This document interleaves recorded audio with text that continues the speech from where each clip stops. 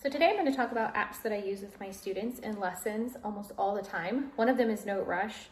And this one you can go in and use an already programmed setting, or you can go into Level Designer and make your own game for each individual student, just selecting the notes that you want them to work on. And if you do that, you can go in here and select from sharps, flats, or just your basic notes and do the entire staff or however many notes you want to do. But either way, you have options. And then once you decide on what you want to do, the student can choose a theme, and then they would push play. And then when they push play, the notes pop up on the staff like this. And this wants them to tune the piano. So they use this app with the piano. And each note that comes up, they just play it on the keyboard.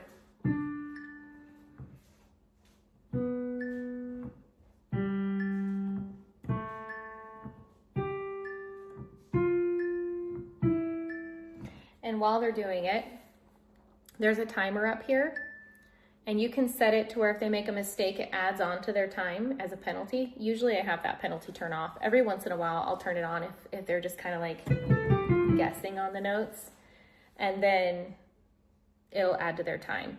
But they're very motivated by the time because it helps them, they want to get better. And you can go on to colorinmypiano.com, I think it is, and you can print off sheets that you can keep track of their time and their score. So if we go through and finish, it'll give them stars up here. It'll tell them their time, and they can go back and retry again, or they can go home and pick another theme. But you can print off these sheets and either do individual, where you keep track of their time, which I do that with all my students because I want them to get a specific time before we move on to the next set of new notes. Or you can do a studio-wide competition where they're in competition with each other. And every once in a while we do that at my studio as well, and they have a lot of fun with it. Another app that I use along with NoteRush is this one here. It's called Flash Note Derby. And you can, again, select whatever notes you want. This one actually has a lot more options with ledger lines than NoteRush does. But the thing about this one, you can go into settings and select it to kind of be similar to NoteRush, where they select it on the keyboard, but I have it to where they're just answering what the letter name is for the note, and then they can choose whatever theme they want. They have a Christmas one, space, Pegasus, and horse race. But when they go in here, it'll show them flashcards. At the bottom of the flashcard is a timer. They want to be able to answer that, what that note is within that time frame, and they can select the note name down at the bottom here. Up here shows them how far they have left to go to the end of the game. And if they miss a note, at the very end, I'll show you, they can go back and review what that note is and learn from that one. So you can see as I answer, the bar fills in here. And you can set this up to be individual for each student. I don't do that, everybody uses the same game. Okay, so at the end, it'll show you if they win or they lose, which most of my students win. Every once in a while they lose and I let them try it again. But they can go through and review whatever notes they missed.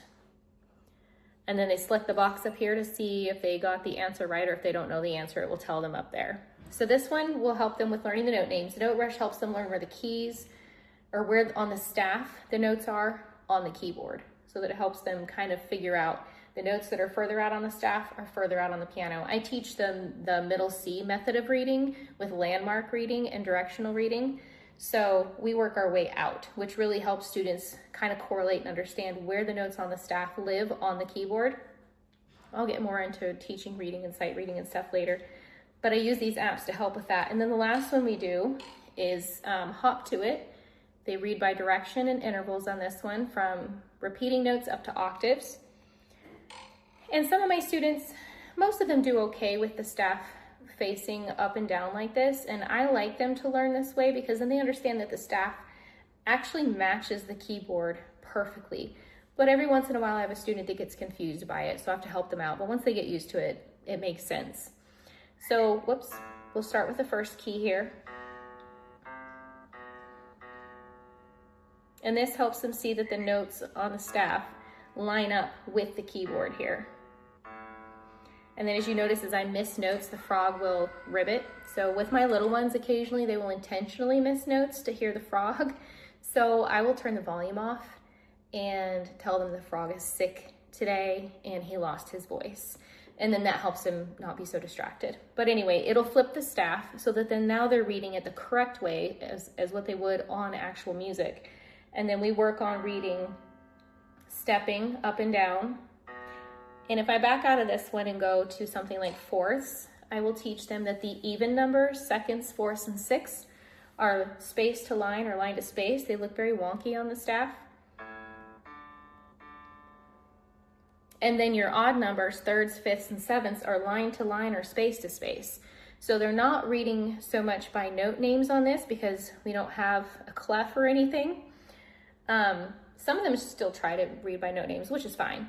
But I want them to also recognize the distance between the notes, because as they get into more complex music where it's thicker notes, more notes to read, or even in ledger lines, it's much easier to read by direction than by note name. And it will later help them with reading chords as well. So they can go through in this, because it's turned this way, they'll see the notes line up with the lily pad notes here on the staff.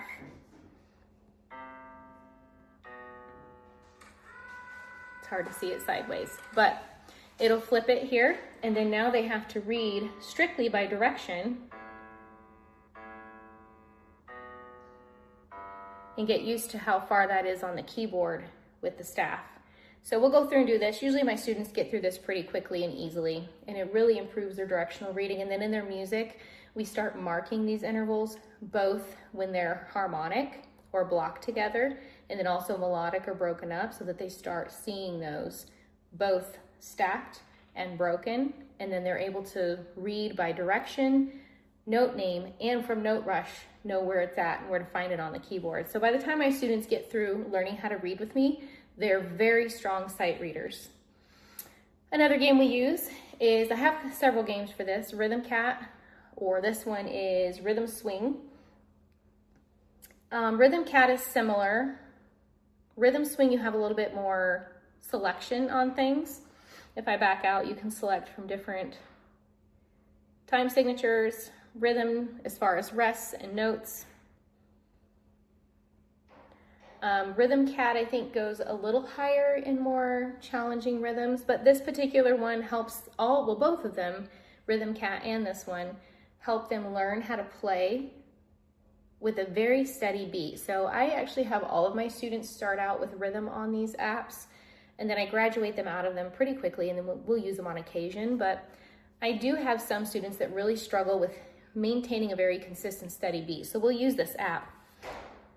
And you can select the actual game where they have to challenge the alligator, or you can select a practice game where they don't challenge, they just practice doing this. So this will count them down with a metronome and help them read the rhythm with a steady pulse.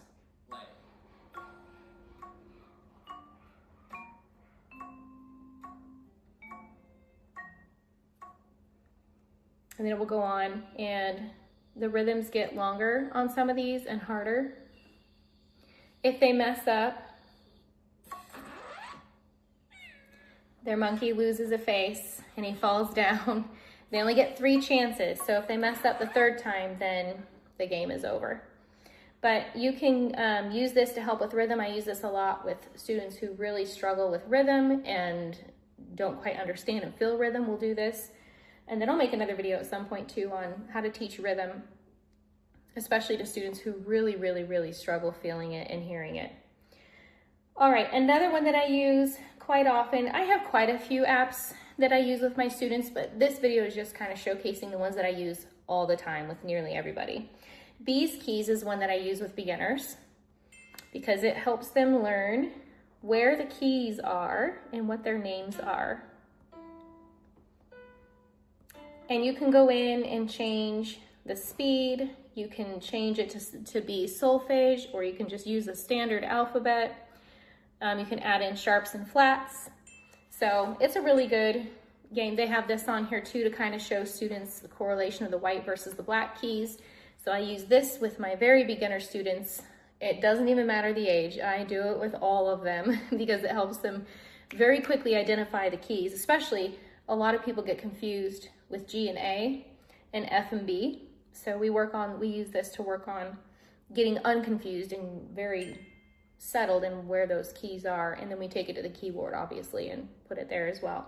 So those are the apps that I use the most with my students.